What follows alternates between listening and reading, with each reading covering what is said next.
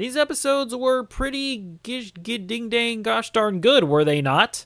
Yeah, definitely the best arc so far. Because in my opinion, for the first two arcs, it would be like the first two episodes were like pretty good, and then it wasn't until like the third episode where it starts getting amazing. This is the first batch of three episodes where I thought like pretty consistently throughout the show was like amazing. At the very least, episode 8 and 9 were both pretty incredible. So we get into the beginning of it, and we see Andor has an injury, and we actually see him get healed by the Force. This is interesting because it's like, I don't know, it feels like Tony Gilroy, he like, this is the vibe that I get. It doesn't feel like he gives a shit about like the Force or Jedi or whatnot. So he like very like lightly drizzles in the Force, because I don't think it was present at all in season 1 of Andor.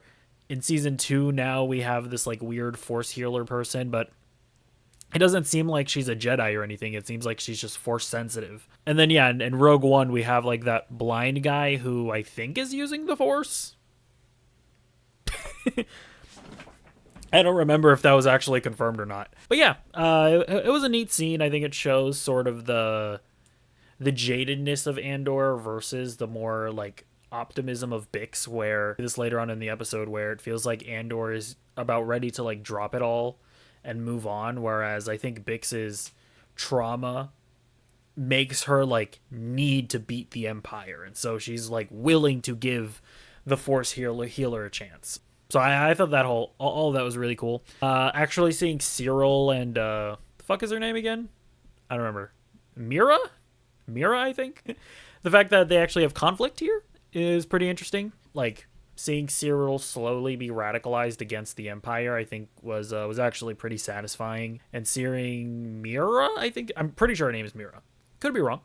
Seeing her like slowly start to like really accept the brutality of the Empire, I think is all very, very fascinating. And seeing the exploration of the ebbs and flows of people, either accepting or rejecting authoritarianism, I think is very well done. I mean, dude, the whole resistance sequence was nothing short of astonishing. The way that the tension built, hearing like the chants where they were like, "We are Gorman, fair and true," whatever the song was. It was like, it was pretty epic. I mean, it was a step up from the resistance scene in the first season of Andor, but